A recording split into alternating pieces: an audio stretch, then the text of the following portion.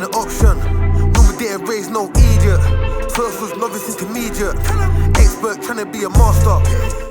Yo, welcome back to another episode of the Not For Lights podcast. Yes, we're back, people. Back in the studio. We're back.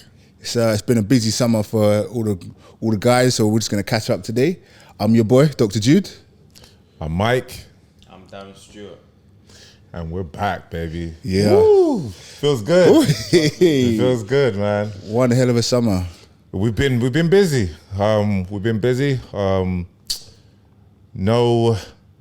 No excuse, to be fair, to not catch up. So, we apologize in advance. It's been a while. We've been off the grid. But good thing is, we're still got the boys together. We're still here. We're still climbing. And we've got a lot of interesting things to share. Yeah. So, thank you for keep supporting while we've been off as well. Yeah, man. Yeah. A lot, man. Means a lot. We got our first looking sponsor. Jacked, bro. Come on, What's been going on over there? Eating the gym. Yeah, eating the gym, man. You eating the weights. Finished, man. Nah, but I'll start anyway. So, while we've been away, I've had back-to-back fights. I've had a fight in May and a fight in July. The fight in May, the camp was going well, but obviously the last time I saw you, Mike, watching the fight, that same night my uncle passed.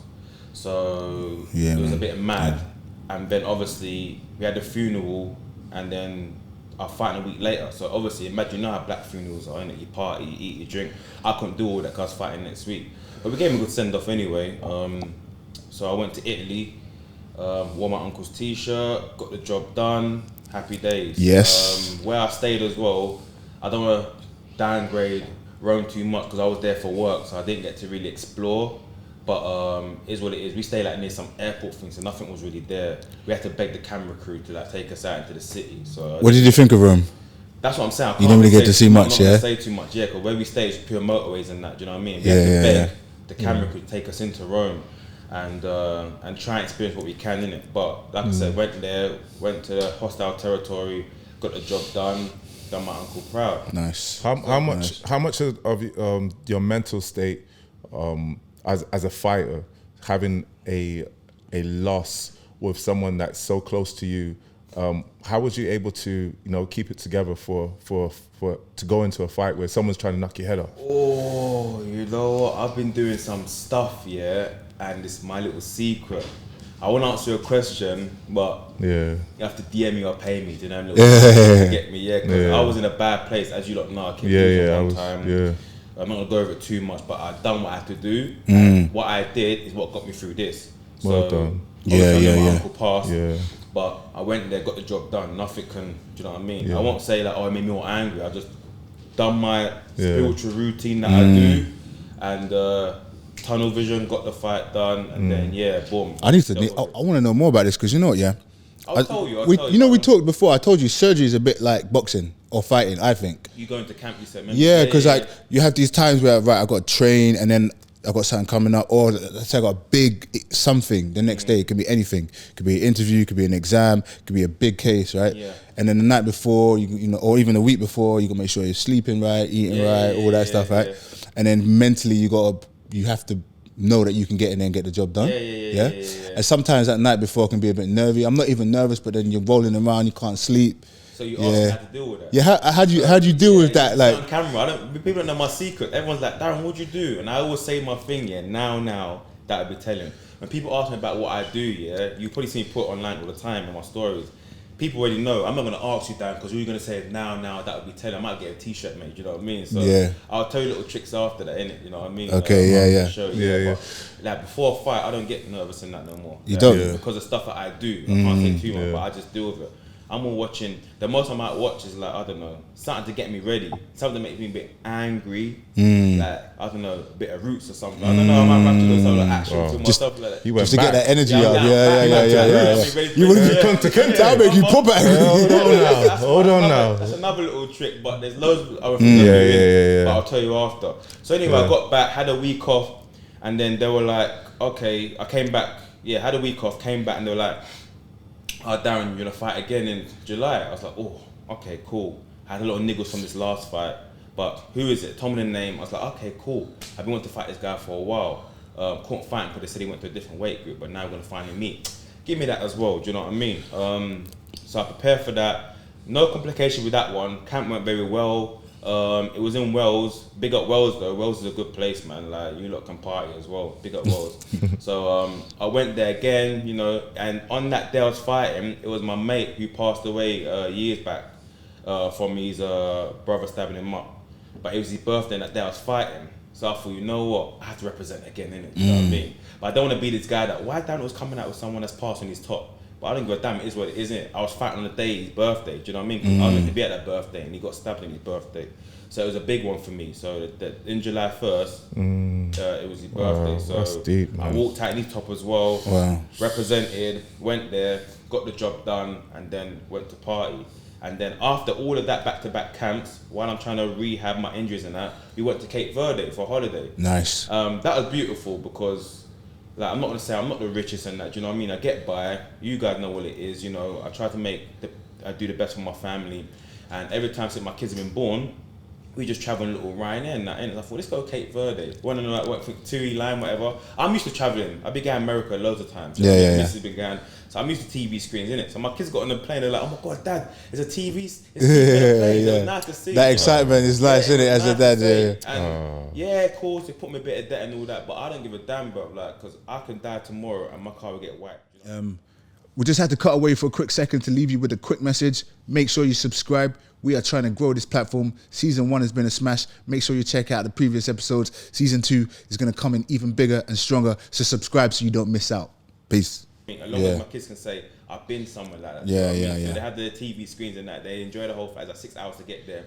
And yeah, Cape Verde was beautiful, man. Beautiful, man. The food is fresh. Like, we went to the coast and you see kids that same age as my son, 4 years old, like skinning the fish and that, trying to sell it to us for €1 and all that. They're jumping in the water. I jumped off the deck as well. It looks beautiful, man. Yeah, but I'm British, innit? So I don't like water in my eyes. So I jumped on the deck with my goggles. Everyone's laughing at me. They're all free, but everyone out there's cut. Yeah. They're cut because their food is fresh. Yeah. I like fish, yeah, but I've never had so much fish in my life. I must have 20 different fish out there. My missus laughs when I say this, yeah, but I'm not joking to you. There are fish that taste like chicken.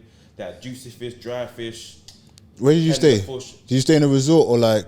In the resort, Cape Verde. I think there's loads of different islands, isn't it? Yeah. She was on Sal, the island. Yeah. So Nice. it's as a fighter and as a father and as you know, a husband, you know, all what you're doing, you know, is commendable. And like I said, we tip your hat, and it's for you to be on the couch with us in this podcast. You know, we don't take it lightly. So, you know, all of us are dads, all of us have commitments, and it seems to me like, you know, you're in another stage in your career. You know, your chapter, everything's poised. You know what you're doing. You know your formula. You don't want to share too much. You don't want to give us too much sauce. But you know, it's great. And like I said, you're living your dream. You're living a dream, and you know, and I feel like it's commendable. You know, that you've chased your goals, you've attained a certain level, and you know what I mean, you're still cracking at it, you know, and you know what I mean, that's it's a big thing. Facts. You know what I mean? The way things are going now, it's just down to mindset. I respect any man who gets in the ring with another man. Thank you. Yeah, and they just show off, because like the mental agility, the control, to stay calm, focused, that's incredible. And if you've never put yourself in that kind of position like Mike, you know, it's like competing on a big stage, what you have to go through to really believe in yourself is... It's not so much just in there as well, getting in there, it's outside. Remember, the camps are like 8 weeks, you train for 8 weeks. All your niggles and that, then you have a week off and you come back for another 8 weeks. That's why I'm just chilling now, getting more time with you guys, just doing a podcast. If you want to book, we go do the podcast anytime you know, when you fight guys, do you look up the niggles? We have to as well as, you know, we gotta give a big shout out to our sponsors that's been enabling us to have this platform for us today. So you know, we want to take a little minute to just, you know, give a little flowers to our lead sponsor, Vigor 8 official. Big up Vigor 8. Vigor 8, man. Come on, man, keeping my skin looking fresh. Yeah. I've been using it. Like I said, I've gone bald now, so I need to do a little shave for the next episode. But I've gone bald. You know, I use it for, you know, my clean, close shaving. It's also stuff I use for my son when he's having his bath. So the stuff, you know what I mean, is, you know, I know you know the medical side of it. I just use it because it smells good. But I mean, I won't lie, I don't know the medical side of it, but I love the smell, the feeling. I use the like lemony, citrusy one. That smell in the morning just gets me like... It's not tested on animals. There you go. No, I mean, it's clearly premium brand. Made for high performers, made for athletes. because I don't know what it is. Like the scent just gets you like it feels so fresh, gets me going in the morning, man. So yeah, so I love it. I use it every morning now. Hey, so you know, Genuinely. again, you know where to find them. We'll put a link in the bio so you can grab a bottle for you and your kids and your grandma, whoever. You know, just share the love. Next. Obi, man, you've been doing a bit of, you know, jet setting as well. You know what I mean? You turn real influence on us. What they call medfluencers now? Yeah, you've been going ham, bro. Like, you know, What about us? talk man? to us, man. You know, man, us small people, like we want to be jet live. We want to do big time. This guy gets flown out every week. You know, talk to the people, bro. This guy. I saw Kenya on one of your travels. Like, talk to us, man. Like, that's pretty cool. Well, you know, we discussed this before. So, like, you know, my background is I'm a surgeon. I'm an orthopedic surgeon, which I absolutely love. I've dedicated the last like 15, 20 years to getting there. And you know the maddest thing about becoming a doctor is that they want you to be a well-rounded individual, right? So most people come in off sports scholarships, music scholarships, drama, all that stuff, right?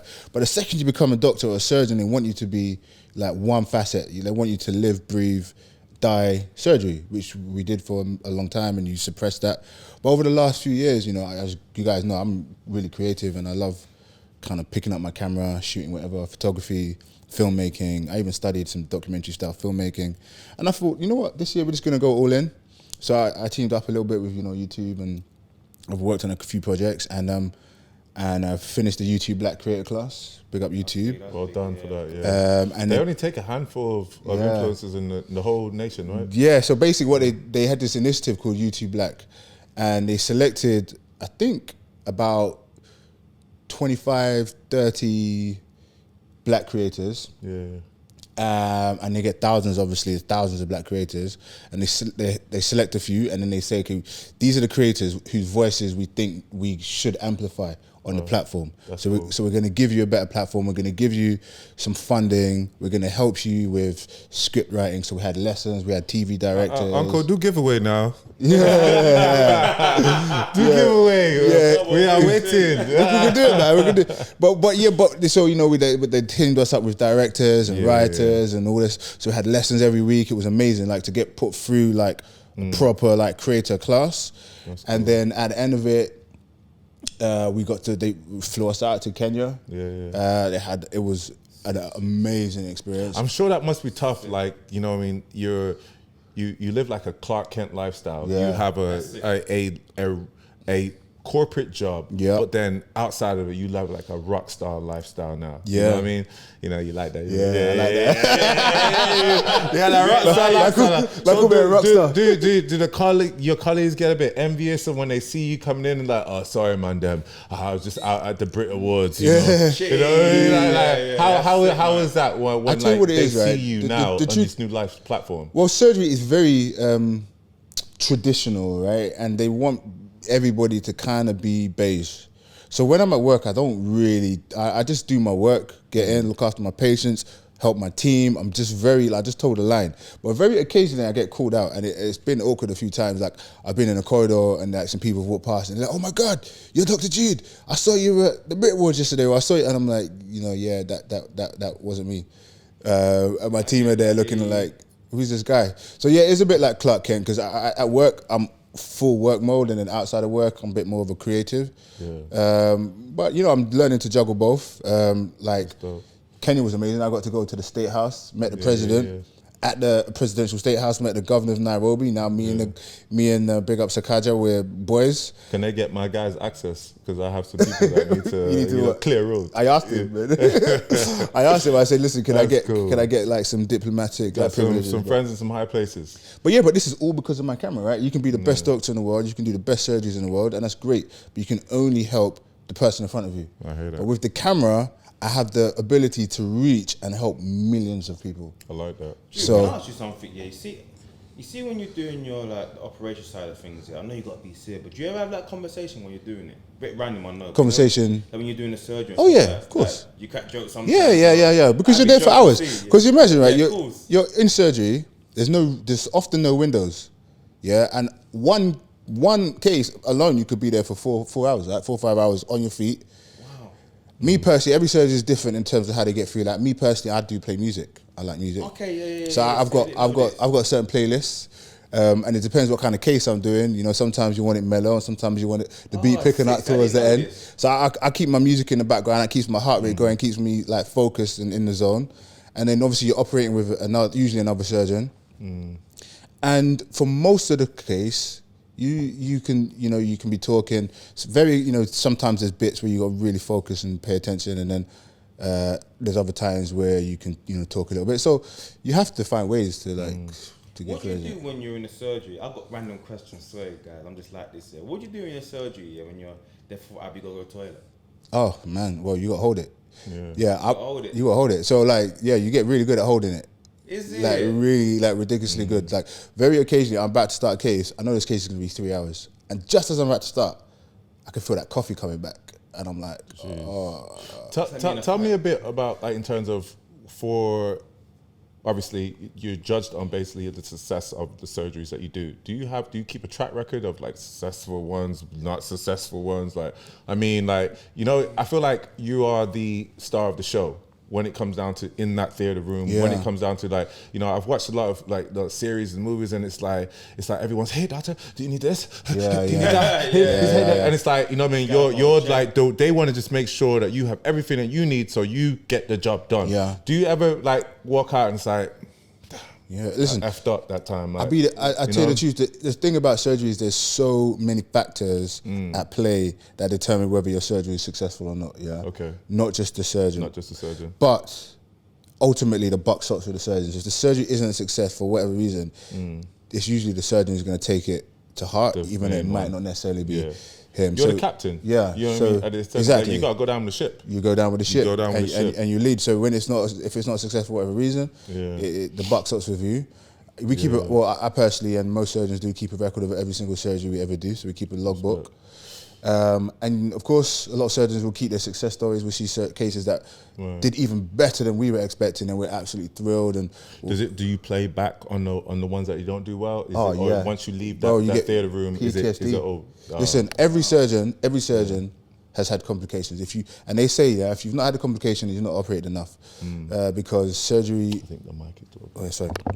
Let me just get this one. Yeah. So surgery is an art. It's not like a science. It's a combination of science and to create an art. And so there's a lot of human factor at play. And one thing which is scary, but I'll tell you the truth, is not every surgeon is created equal, right? So there are most surgeons I'll say are good. Then you've got a few surgeons who are exceptionally good. And then you've got a few who are not great, right? Thankfully, I would say in the UK, because we have this universal system, most surgeons in the UK are very good. So no matter where you go, you can expect. But I've traveled around the world and you see a few cases and you're like, what was this surgeon thinking? And as surgeons, we don't really want to talk badly of another man's work. We just take the work for what it is. But is it once a surgeon, always a surgeon, or do you always have to keep up with the qualifications in a certain criteria to do the job? It's lifelong learning, man. Is it because is it lifelong learning? Lifelong learning. Do you ever get to a point where it's like, all right, you need to re-examine, or we need to make sure your qualifying is up to scratch with a new upgrade, Definitely. update? Is that a thing? Or absolutely is, man. Once you've got that pass mark, can take that until you retire? Well, you can be a surgeon till you retire. What's happening, people? Darren Dentist Stewart here. One thing, make sure you like, share, subscribe, because if you don't, I'll get on to you. See these guns here? You don't want them to smoke, Me and you in the cage, so make sure you do the honors, Like, share, subscribe. Let's go. But you have to keep validating. So every single year, and I'm going to talk to you about why this is really important, but every single year, every doctor, not just surgeons, but every doctor has to revalidate. And it's not really an exam, but it's just, you have to go through a set of checks just to make sure that your work is up to scratch. Got you. Your work is still top notch. Your colleagues have vouched for you officially on this form and say, he's still doing what he's supposed to be doing. And then they give you the tick, and then you can pass on to the next year. What gets you going? Now that you've had a taste of this life, now you had a taste of that life. They're both from different sectors, but they have some similarities, as in terms of you're still the star player and you're playing a role. do you feel like you continue on the career path that you're on? Yeah. Or will you pick one? No, I'm definitely always a surgeon. You asked, one surgeon, always a surgeon, and I think I'll always be that first and foremost. But I think that what happens is in every surgeon's career, and I was told this when I was junior, that you kind of break your career into almost like 10-year blocks, and I feel like the first 10 years as a consultant, that is, you're really just trying to get good, right? You really just want to be a good surgeon. So at every year, you're a bit better than the last year. And tech is changing so quickly. So we're constantly traveling, going to courses, going to conferences, checking out new kit. New kit, new ways of working, collaborating with surgeons all over the world, collaborating with surgeons in Canada, US, France, all that stuff. See, this is how the guys of France are doing. Okay, let's bring that back to the UK. So it's constantly learning and moving, right? So I love that aspect. Yeah. But the other thing is, I think that probably my calling, I think once I've had my foot in the game a bit longer, probably is just to address equality. Equality on so many aspects, right? So equality in terms of access to healthcare, in terms of healthcare outcomes, because if you look across the country, actually even across the world, to be fair, the access to healthcare for particularly black patients, because that's what resonates mostly with me, but actually minority patients in general, is poor. If you look at the outcomes for virtually any, I think we talked about this, any really chronic illness, the survival rates are much lower in the black community. Then even access to career in medicine for people from black and minority backgrounds is difficult. They've shown statistically career progression is difficult. So I think my job, maybe through the creative side, is just to inspire people to come and get stuck in and change things. We appreciate you. We appreciate you. That's it, man. Wow. Next. Switching gears a little bit. Big Mike. Boy. Yeah, man. Go ahead, ask the question. Big Mike. What you been up to, man? What you been doing? What's been happening since we've been off? Well, to be fair, I see you jet setting as well, rockstar. Yeah, come on, man. To be fair, I'm hustling. That's the main thing that I'm doing right now. Is boots on ground is a big thing for me right now. Not so much enjoyment every minute when you see me going. Most of the times it's like I'm into property now. Okay. I'm into real estate. I'm a brand ambassador for Everett Combs, based in Lagos, Nigeria. So they're doing incredible things, to just really reach out to the diaspora, people that are interested in wanting to invest back home, and two, like wanting to know how things work, what's the play, So that's where I come in. I'm also developing and building land and places for me and my family. So my son is taken care of, my family is taken care of, just so we have a place to, where when I'm shuffling back and forth, we can be proud. That's so important. That there's something that we own.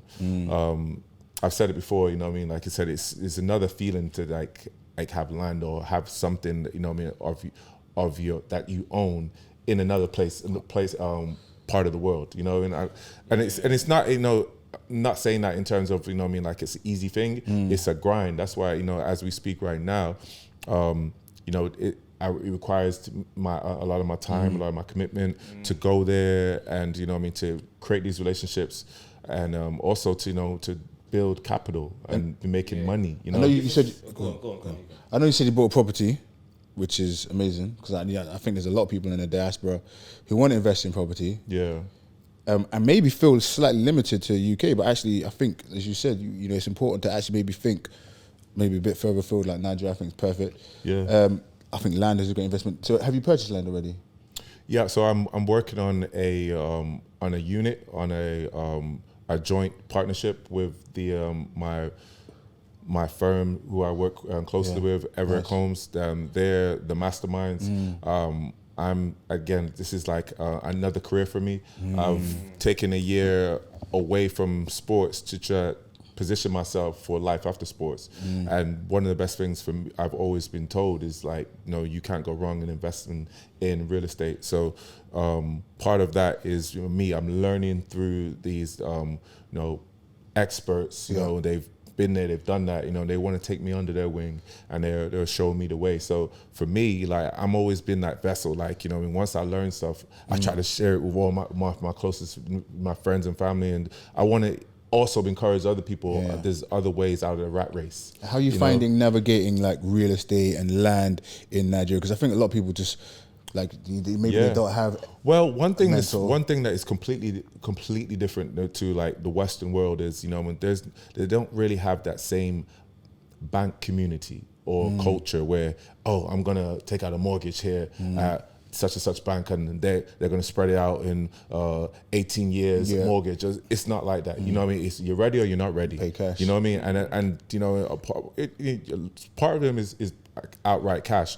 But obviously with Everett Homes, they allow you to, you know, set up like 12, 18 months, 24 month payment plans, which is a great way. Like even myself, like I'm on one of those plans because it's enabled me to, you know, slowly, gradually, bit by bit, and in the end run, you know, you have your own piece, you know, when it's all said and done, and having that kind of like security and that kind of assurance that, okay, this is trusted, this works, it does make a big difference. So for me, like I said, it's always been a case where, you know, like I work hard for my money. I want to hold on to it, but realizing that not necessarily holding on to it is the best thing. Absolutely. You know what I mean? Sometimes you need to make that jump and make that, you know, initial step to just like, you know what, I'm going to make a decision, and you have to own it. How did you get into it and become an ambassador and stuff? Just for like the viewers to know, like they want to get into it and follow you. Yeah, so for me, I'm very much, again, I'm boots on ground. Like I when I'm traveling, I'm always got my ear very open,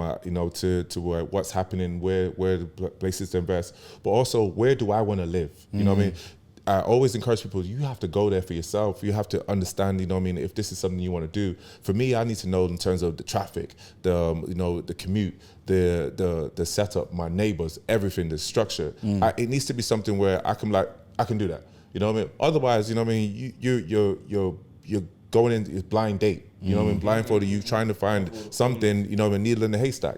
So for me, like I said, you know, I went there, I rented for 2 years in a property that, you know, and I really enjoyed. I liked the infrastructure. I liked, you know, and the amenities, you know, I think it was great. At the time, my son was only 1, so I made sure I wanted to bring him something where it was comfortable. We can go on the walks. We can be there by the beach. You know, it was great. You know what I mean? So comfortability is a big factor, but also then, you know, it has to be effective to your lifestyle, you know. So for me, you know, I mean, it might not necessarily be effective to my lifestyle. If I was getting maybe a 6-7 bedroom mansion, what am I doing? You know what I mean? Like I don't need all this. You know what I mean? It's not even like I can't afford this. So why don't you just go to something where it fits you and build gradually from there? So for me, I initially found the property I liked, and then from there I started the conversations with the MDs, and before you know it, you know, they flagged my profile, and then it was a case of like, you know, we've been wanting to work with you for it. So it's a lot of things. It's, you know, divine intervention. Sometimes you got to be at the right place, at the right time, but also get to the spot. You know, because no one's coming to you. Sometimes our egos think that they'll find us. No. Sometimes you need to find them. You know what I mean? So you know, be aggressive in your pursuit and make sure, you know what I mean, you make it clear what you are wanting to do, and that's probably my best advice. What you said earlier about we want to hold on to our money so much, right? Yeah. That mentality is definitely holding us back, man. Holding us back. There's a fantastic book I read last year. I think it's called Go Giver. Yeah. And this thing completely changed my mindset in terms of if you want to get back from the world, you have to open yourself up to giving. Yo, it's Hoodie Mike here. I'm coming here to send you a little message ahead of the winter vibes. Make sure you get one of these Not For Likes hoodies. It's just a great way to just show your support for us. And also it's nice when you see me around the streets wearing the same merch, we can be like, yo, I like that. You know what I'm saying? I'm just messing with you. But yo, you know where to find it. The link's below. Show love. Peace. Yeah, and giving without the expectation of receiving, but you're going to get back tenfold, right? So like, you know, you're teaming up with Everett Homes. Yeah. And it's not about what Everett Homes can do for me. Like, it's like, right, I like your business. I like the infrastructure. I want to purchase property. Yeah. What can I do for you. Yeah. What you're going to receive back is going to be tenfold. Well, What I've you put- always what been money a you put fan of those that, you know, are willing to learn from the best. I've been an athlete for the majority of my life. I've moved countries to be with the best. I was telling Darren, I lived, when I first moved back to the UK, I lived in Birmingham for the better half of a decade, and I was just there, like, lifestyle, entertainment, fun, it wasn't there. The training, the facilities, my training partners, elite, best in the world, great setup, and they push me every single day. And for me, like, I encourage people to take that philosophy and apply it to life. For me, in terms of I'm entering that second window of my career, finishing off more the professional athlete into more of a career, you know, in property management, real estate, and, you know, other ventures. I don't want to really say too much too early, but I love that. I'm really like entering another, you know, chapter for me, and I want to learn from the best. I want to hear from the cow's mouth. I want to be getting the right information, and I feel like information changes situations. There's no point in me struggling and fighting when my main thing is access, because I have a platform. Use your platform, use your network, and then you see how far you can go. But all of this, you know what I mean? I'm one man army. I'm self-made. All of that stuff will hold you generations. Information is key. Your generations back. You know what I mean? You know, the saying, Eric Thomas, he's like, you know, I hope I say it right. He said that he's the I can't remember the quote right, but yeah, he was basically saying that, you know, he's the chosen one in his generation. You know what I mean? And he wants to make sure, you know what I mean, that he does his generation justice. You know what I mean? Could you imagine if you are the chosen one and you don't take action? Do you know that you know what I mean? You could be the chosen one, you don't take action, and like there's no disrespect to the ones that came before you, but it's also, you know what I mean, you have to, you know what I mean, you know, realize that we're in unique situations in this day and age. We're in unique situations in this day of technology. Right now, if we don't take advantage of it, you know what I mean? Like, listen, that's on you. You know what I mean? So, what do you guys think about this kind of AI revolution? Man? You think it's good, bad? How you guys using it in your workflow business? I feel like you got to have your hand involved with this some form of technology in this generation, because there's updates every day, and if you don't keep up with the update, you will get left behind, and then you become dormant. I mean, the next 5 years, I think that the way technology is going to accelerate is going to be quicker than any time in history. They're saying AI is going to be like the next big thing since like the internet. It's mad, but also like explain to people what AI is, isn't it? Because different forms of it, like face recognition, and you know, I was at a seminar last weekend, and one of the guys that run the seminar, he told me about, you seen the AI app? So we're talking about GB something, and you just talk to it. It tells you anything. Wait, you've not used ChatGPT? That's what it. What is that? You've not used it? Oh my! Have you used it? No. So I'm not just. Thank God. It's like seriously. Crazy. No, I haven't used it. You just type in. Are you kidding me? And that is like ChatGPT is like, I don't know. It's like the bread of the sandwich. There is so much more now in between. I've been done for murder. Wait, you've not used ChatGPT? I've been done for murder. I want to go to court. Wait. How do you make me like not found guilty? Okay, let me try and let me summarize what ChatGPT is in like a sentence. It's a bit like Google on steroids. Yeah. So like, proper. As in, you could tell ChatGPT to do something for you, and it will do it. Shout out Jordan. ChatGPT, write me code for this app. It will write the code. Or ChatGPT, write a paper on top 10 greatest athletes of all time. It will write it. So I can go Harvard then. Yeah. Mike. Are you not hearing it? Students are using it to write their papers. Mike, so now universities. So his friend, the guy talking about his friend, put in, how do I beat Darren Stewart in a match? And it was telling stuff. I ain't gonna go into it. You can't beat me. About he's a striker, this and that. This and that. I couldn't believe I was reading. Listen, I'll show you after this. Listen, I'm telling you, the thing is incredible. Like, as in, how to take my students, universities have had to like develop. I don't even know how successful it is, but they're developing software to detect if papers are written by AI. But I think students are still getting away with it. It's too late. It's too late. And the scary thing about AI, is because back in the day, it used to be the case of like, if you plagiarize, or if you got little clips here, but if they're making it uniquely to you, Dang. But I know, but the AI is scarier. So the other thing that's happening now, yeah, I'm is about first to of all, apply back to uni. someone like you, Mike, you could get cloned, right? Because if you've got a certain amount of like your face and voice online, someone can clone you, right? And what they do is they Well, I was on Big Brother, so they have plenty of footage on me. Bro, you're done, bro. You're done. I'm done too. We're all done, man. So I was in surveillance 24 for they'll 3 make months. they'll make an AI, they'll make a bot with your voice, yeah. That's crazy. And the mannerisms, everything is so accurate. They call one of your relatives and they pretend that you're in trouble. You need money ASAP.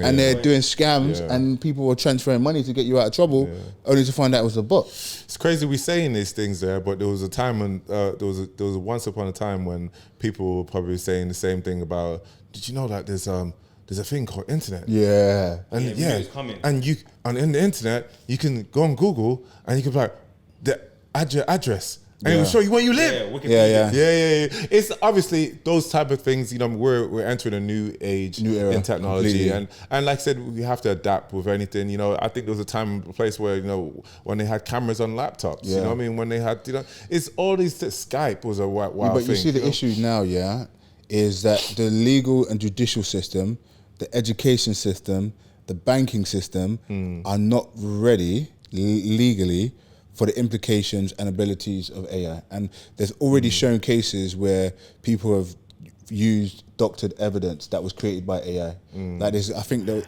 was like this lady who was doing some kind of like, she was going through divorce, she was trying to get access of her kids, and she created this like doctored audio file of her husband being like abusive, and it got through. Only to find out like a year later after he appealed it that it was fake, the video was fake, or the audio file was fake. So like they're not ready. And now you see videos, you cannot believe what you see on video because you can create anything. Yeah, well, like I said, that's a deeper conversation, and obviously those type of things, in terms of they happen, they've been cleared. We honestly couldn't stop that type of impact right now because there's so much millions and billions pumped behind it. It would just be, like trying to stop a train. I don't think it's about stopping it, it's about harnessing it. Yeah, early mover advantage. Yeah, and we have to adapt. We're adaptive creatures. We're going to have to adapt. We're going to have to evolve. All those things. We're going to have to be very much in tune with our children. We have to be setting boundaries, setting codes and restrictions, so they know. It's us. Also, in terms of like, don't let anyone just come in and say, I'm the uncle of Darren's son, and I'm gonna go collect his kids. Stuff like that, because it's a case of, Darren's at the gym right now. He told me to. We need to be setting these passwords, these codes, and having these conversations and sitting down with our children, so they're very much aware, because that's the only way we're gonna get by those type of things, because it can be scary, but it could also save a life as well. It could also save many lives. It's gonna do a lot of good, but I think in the wrong hands it's gonna do a lot of bad. Technology is a thing. You know what I mean? We don't. Do you think they created this for bad? No, I don't think so. But I think that it accelerated so quickly that the world and legislation is behind in terms of regulating it. That's good and bad.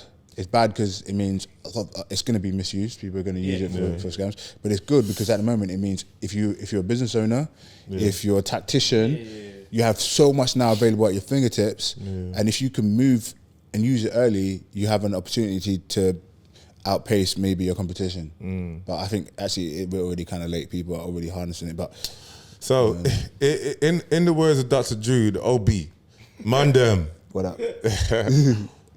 What can we expect, for the Not For Likes moving forward? We've had a break. We've caught back up.